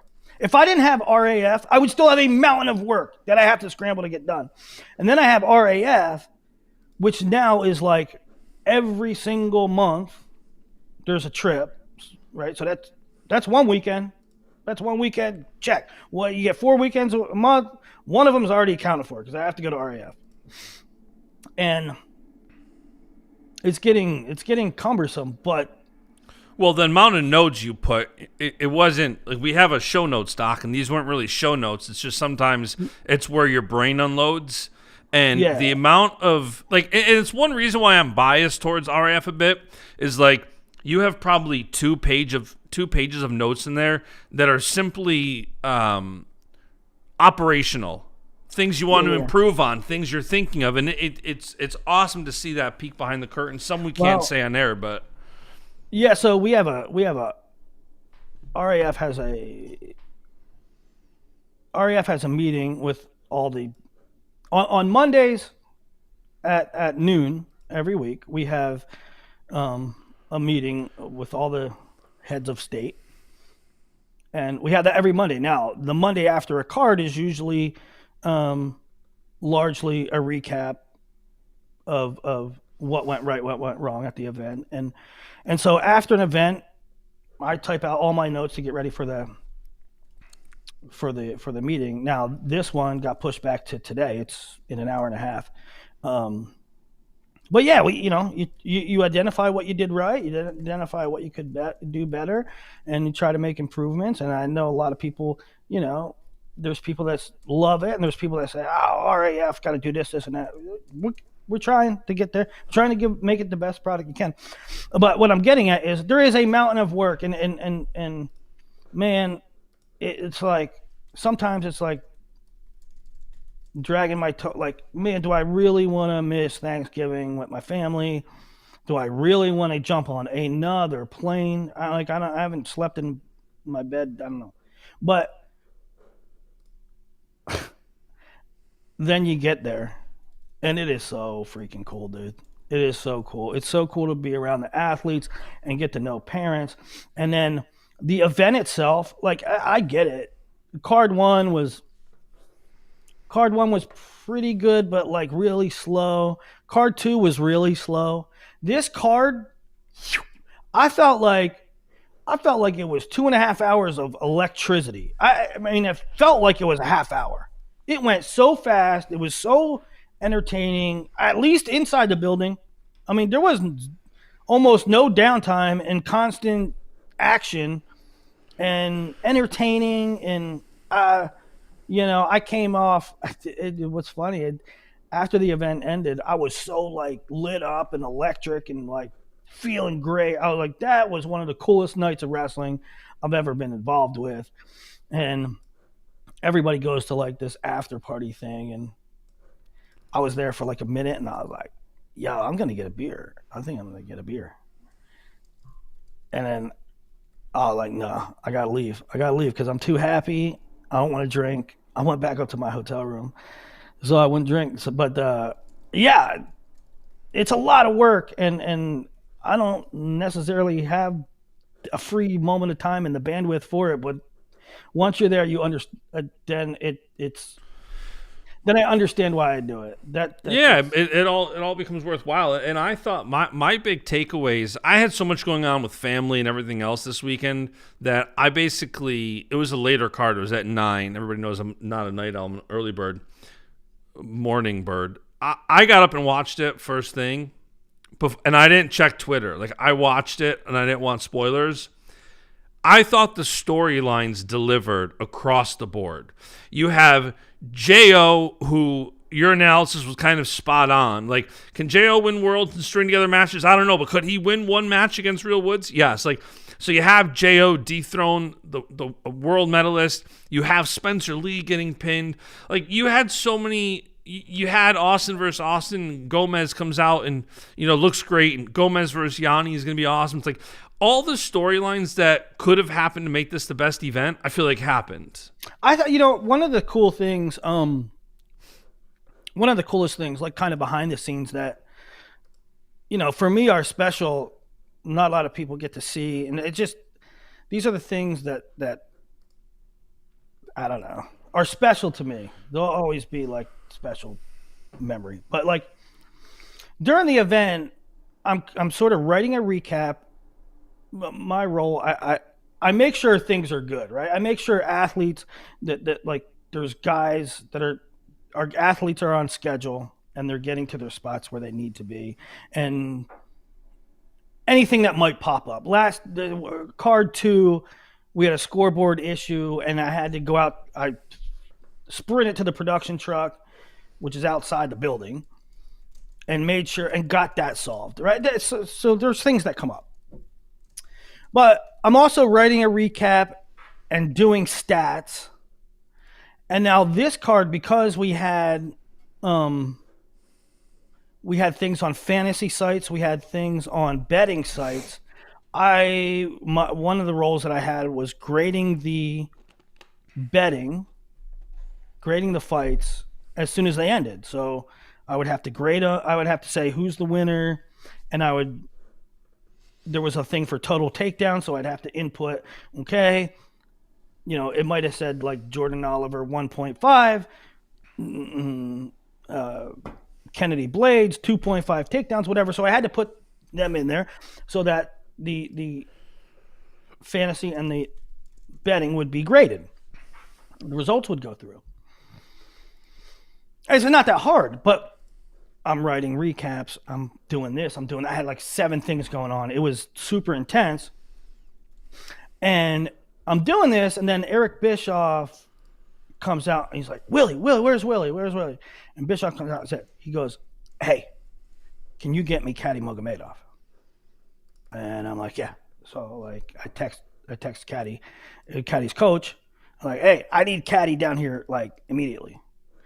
And so I go to Eric. I was like, what do you want with Kady? And he's like, hey, let's do a thing with Dake and Kady. And I'm like, okay, cool. That'd be cool. He's like, tell me a little bit about Kady and what should we do? And like, how should we frame it and this and that? And so like, it was cool because I get to work with Eric Bischoff.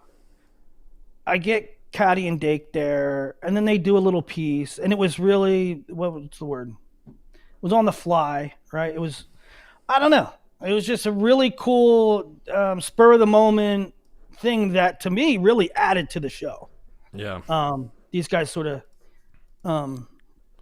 talking crap to each other and also setting up the anticipation for a future card. And I don't know. Those are the special moments to me.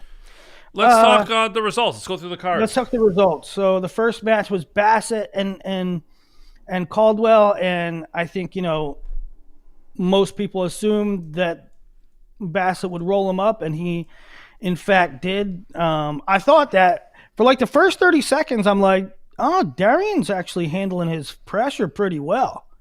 I saw the odds, and I loved Bassett over 2.5 takedowns. And everybody very quickly talked me off it because they're like, he might get 1 takedown in the gut, and it's over. I go, yeah. Nah, I wasn't thinking about that. I'm like, yeah. I'm like, yeah, there was a couple like that, like Bo Bassett over under takedowns. I was like, this could go one of 2 ways. Like Bo could take him down 5 times, or Bo could take him down and lace him and end it. Yeah, it was a good line. And also, that's why I am not betting on any of these, for the record. But to me, the same way, Kennedy was like that, and I was like, I don't know, man. Kennedy, she's pretty decent parterre. Like she could just take her down and lace her up. I wouldn't mess around with that. But guess what happened? She didn't. She took her down 5 times. So yeah. It's interesting. So yeah, I thought that Darian did a good job actually early on. Bo comes out like a bat out of hell, and Darian's hand fight was pretty good. But then Bo takes him down, kind of low leg in half, and sticks him. Gomez Mir was actually a really good bout. I mean, frankly, that was not one of the most exciting matchups to me coming in. But that bout was awesome. Like Mir controlled the match. They're both so good. Through 2 periods, and Alexis Gomez, I mean, undaunted in the third. And there's another thing, like, where you could tell the body language when Alexis Gomez comes out in the third. I'm like, she had a look on her face like, I'm getting this. And she did it. It was pretty interesting. Pat Downey over Joaquin Buckley, I thought was entertaining throughout the week with the jibber jabber back and forth, and they did a good job at the press conference, but there were big bombs, so that was entertaining and oohs and ahs, and the outcome might not have been unexpected, but you always love fours. Pat Downey hit 2 fours. Henschel beats Guida. We kind of felt that was coming a little bit. But I will say Clay Guida is one of the best dudes in MMA. He's awesome. I mean, Yeah, that dude is salt of the earth. Would take a bullet for you, do anything. Clay Guida. Clay Guida is number 4 all time in bouts fought in the UFC. Number 4 all time. It's crazy. One year at the U.S. Open, I was talking to him for a long time at a casino. We were just sitting by 2 slots talking, and just talking to him. He's such a calm, casual guy. If you did not know what he did for a living, you would never guess he's in the top 5 most fights of all time in the UFC. He's an awesome human being. Okay, so those were like 4. Well, I shouldn't even say 4 because, Bassett was sort of an entertainment match. Downey was sort of an entertainment match. Henschel was sort of an entertainment match. Gomez versus Mir was really that's a legit competitive match. But then we get into the meat. Yep. Then it was all fire after that. Oliver beats Woods in a crazy, crazy scenario. Real in the first period has Jordan on a standing leg bouncing around. He only gets the push out off of it. And then he gets a shot clock point later on. And on one hand, you're like, J.O. isn't doing much of anything. On the other hand, you're like, I've seen this movie before. This is how J.O. does it. He keeps you at bay, and stings you. And sure enough, now, in this particular case, J.O. gets a shot clock point, and there's 30 seconds left, and you're like, J.O., you're losing, right? You got to pull the trigger at some point. Are you just going to stand around and lose 2-1? And Jordan takes the shot and drives Real out and wins on criteria 2-2. Classic J.O. kind of path to victory. Now, I will also say this, though, and I'm not making excuses for J.O. Here's another thing, too. It did sting a little. I feel like Real Woods has really been a great ambassador for RAF, and, it's a dangerous match. It's a dangerous match, yeah. J.O., in a one-match thing. And for Real to constantly take the challenge and say, yeah, I'll wrestle anybody. On one hand, I was happy to see J.O. win because he's my boy. On the other hand, I don't like seeing Real lose, especially like that, because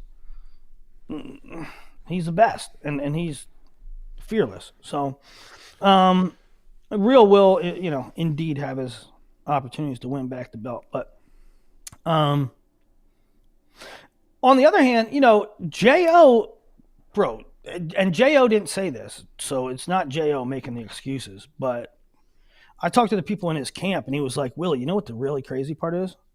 I'm like, what? And this was after the event. He's like, Jordan really hasn't trained. I'm like, what do you mean? He's like, he hasn't wrestled live. He hasn't wrestled he got the call 3 weeks ago, and the only thing he did was his clinic sessions with high school kids. He didn't train hardcore. And I'm like, well, damn. I'd like to see him more energetic. I don't like to see patty cake matches like that. I like to see energy, but it is impressive given those circumstances. Yeah, no, for sure. Austin Gomez, Austin O'Connor, 9-1. And here's another one where people kind of poo-pooed a little bit and said, well, O'Connor hasn't wrestled in a long time. I thought that O'Connor put up a pretty good fight. He didn't get to legs much, but it wasn't for lack of trying. That dude would put 2-3 shots together often, and he really went hard late. I wouldn't even say late. He just couldn't get to anything.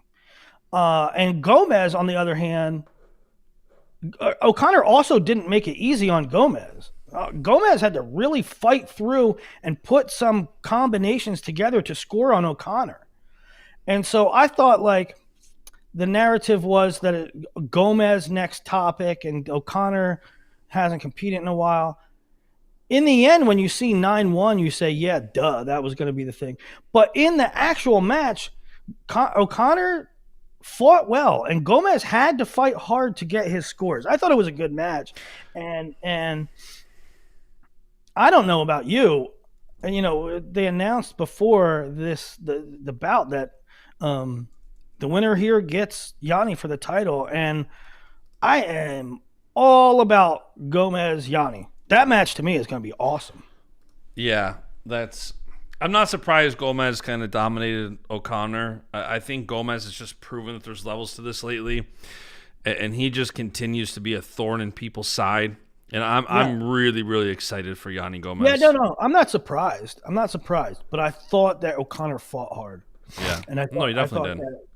I thought that Gomez had to fight first points. Now, match 7, Yatsenko pins Spencer with 1 second left, and there's all kinds of stuff going around, and Spencer's down, and Spencer needs new looks, and Spencer this, Spencer that, and we've never seen Spencer lose like this before, and he's going through a rough patch. Well, yeah, but Spencer was winning 9-4 with 15 seconds to go, guys. Yatsenko hit a sort of an outside trip, Gadsden type move, and it's really hard to handicap because, I mean, Yatsenko prior to that point didn't sniff a takedown. It was 9-4. Yatsenko scored on 2 counters, like Spencer's move, but Spencer scored points. Yatsenko also scored exposure in the process, right? So Yatsenko didn't even threaten a takedown of his own offense.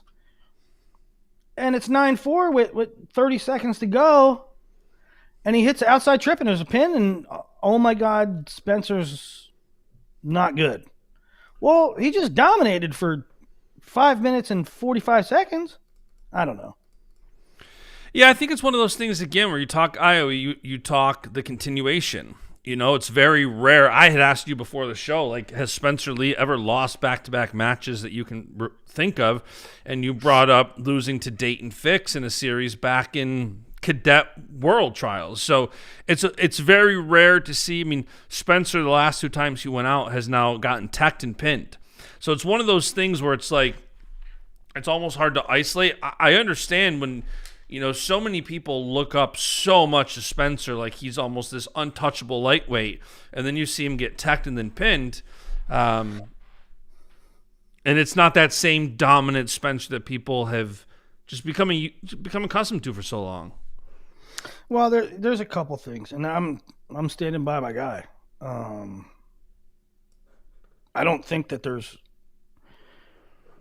much wrong with Spencer, like some message board pundits are saying. Skill for skill, move for move, Spencer's better than Yatsenko. Skill for skill, move for move, he's better than Haratunyan. Haratunyan's the only match that's really the outlier to me. Like, Haratunyan kind of dominated that match, start to finish. Yeah. But if Spencer lost 10 matches in his life, like 9 of them were he froze late. It's always this thing where, like, late something didn't go right.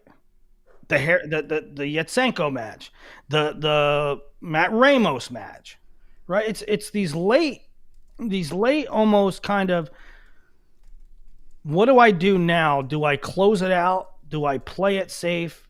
How do I react when the guy goes for desperation stuff? Spencer Lee is at his peak abilities when he doesn't think. Just go. Block out the noise. Just go like you're in a vacuum, and nobody's watching. He does that, and nobody can go with him. Now, I will say the other thing here that comes into play, I'm not making excuses for Spencer, but it does come into play that the weight here was 135. At 135 a day before weigh-in is not probably – Spencer walks around at 35, 40, right? So, like I don't know that it has anything to do with anything, but it is a footnote. No, I definitely think that's worthwhile to note. Yeah. I just think Spencer. I wish Spencer could like wrestle with earbuds in to like his favorite music, and seriously, I'm dead serious, and like not think, because the only time that Spencer is vulnerable is when he thinks too much. Otherwise, he just destroys dudes. So I don't know. I'm not real concerned about Spencer. He'll be fine. He just needs to get over that. Okay, Tazadinov beats Cassiope. I thought it was like good. You know, here's another one of those things where people were like, "Oh, you put Cassiope on this card, Taz is gonna kill him, and why are you putting these matches together? This is a foregone conclusion." And when Cass comes out and gets a takedown, I'm like, well, that's good. That's good for us. I mean, Cassiope wrestled a really good match. I saw him afterwards, and I'm like, bro, you got greedy. He's like, I got greedy because it's a close. Cass gets a takedown, and he gets a gut, and now it's really close. I think it's a couple points. And then he goes for another gut, and on the second one, I'm like, no, that's not going to work. And Taz steps over and pins him. I thought it was excellent. I thought Taz didn't look his greatest. You know, he's coming off a loss to Eight Khan, but at the height of Taz's powers, he's pound for pound one of the best. He might be pound for pound the best, and he never wrestles a boring match. I don't think that Taz wrestled. There was a little bit, and I'm not taking anything away from Cass. I think that Taz, there was a little sloppiness. That things weren't tightened up for Taz. But I definitely think that Cass is legit. Now here's another one where weight, like, and on both occasions, the 135 and the unlimited. It's largely because we're at our start and we didn't want to put in a 125-pound class because there's not a whole ton of guys that are going to make 125. Maybe we'll get to that. Maybe Spencer Lee will be the king of that. And the same thing up top where there's not a lot of world-class heavyweights and 97s that are frankly very entertaining. So let's make it a catch weight where 97s and unlimited compete under one umbrella until we get more guys in the funnel that are not only very good but also entertaining. And so maybe that time will come. Tazadinov, he weighed 223, didn't cut, and that's how he walks around. 223, and Cass weighed in at 240. But I'd like to get Cass on more cards. Did you see he went to the Home Alone house? Taz, yeah, that's great. That was awesome. Yeah, that's great. But I thought that was a great match. I was very happy for Cassiope to wrestle a very good, very exciting match in his hometown, and really threaten the Olympic champ. That was great. And then we had Blades. Blades was sort of a coronation. We have to, this was a mismatch, right? Kennedy's gonna dominate Rivera but she's gonna get the title, and now she's the titleist, and people can come hunt her down. What was really interesting to me? Me and Kennedy. We're in the hotel. we happened to be in the same elevator, and I was like, I'm going to get, some coffee. You want to get some coffee? She's like, yeah, let's get some coffee. So we go to the restaurant, and like um, the Russians were there. Actually, one of the Russian coaches. I say Russians, but the Bahrain guys. They text me as I'm coming down the elevator. Willie, come have lunch. So I'm like, Kennedy, let's go. These Bahrainian guys, we're gonna go meet them. Okay. So me and Kenny go down there, and what was pretty neat was that like Caddy and Tazadinov, they were like,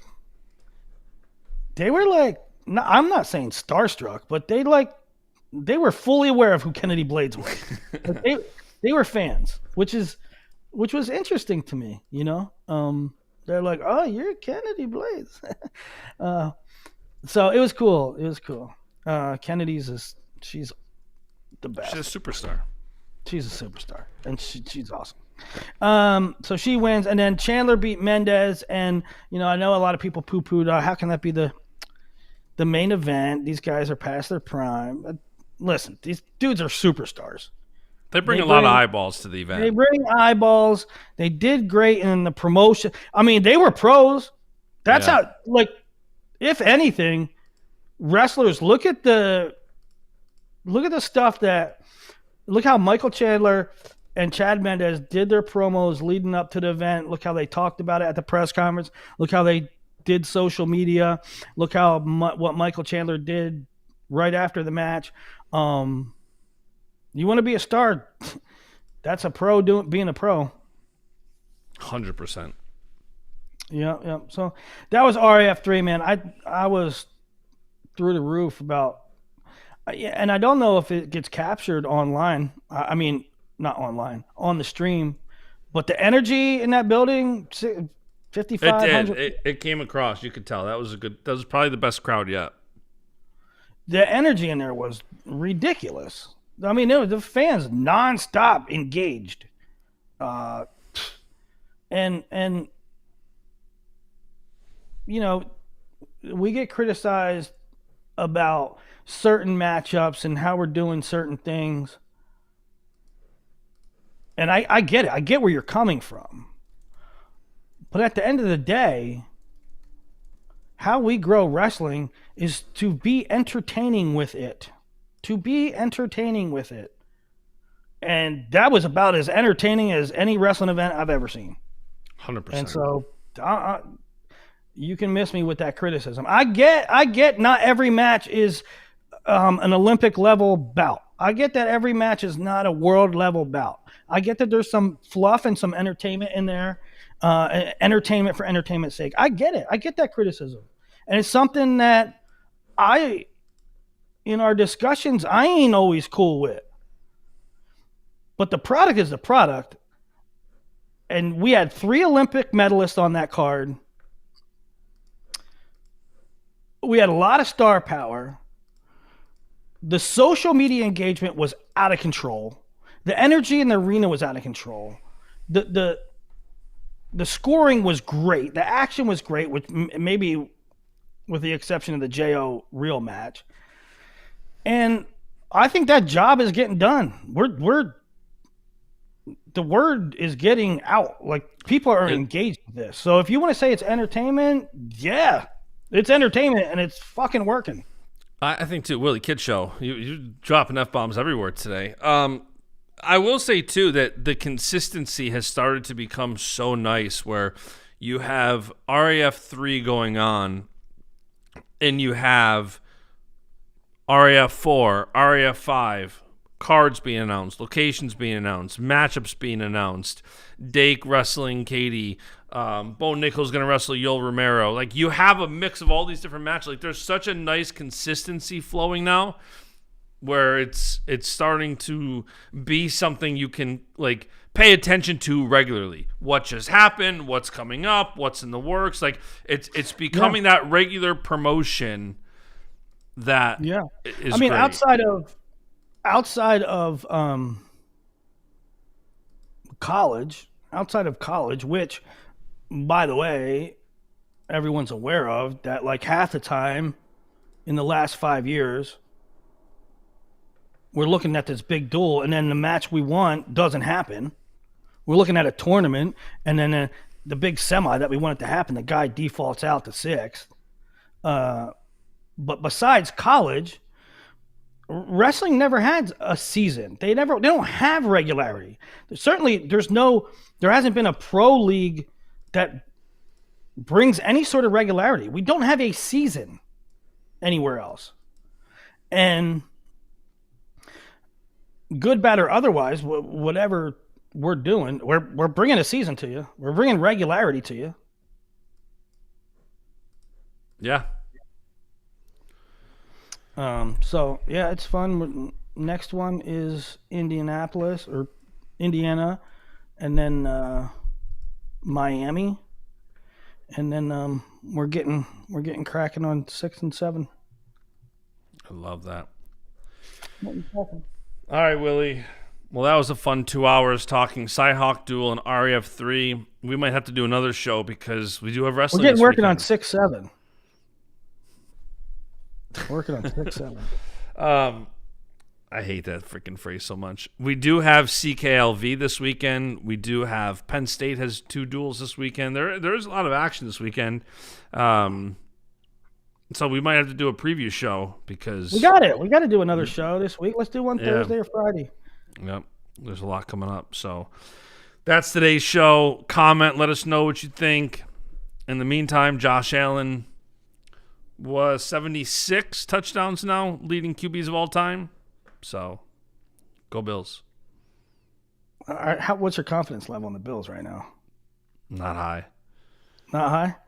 They did awesome. I mean, they looked great, but they beat a banged-up Steelers team that with a coach in Tomlin who's a perennial 9-5, 10-5 guy who just loses those games. Rodgers looks like he'd rather be anywhere on earth, but in the football game, I give him credit for showing up when he's got a fractured wrist, but I don't know. Is there something wrong? So you know where I live. So is like, are the Eagles doomed? That's the talk around here. Are they or are they not? Also, listen, with 132 votes, it's in. I have better hair than Dean Peterson. Go Bills. Go Bills.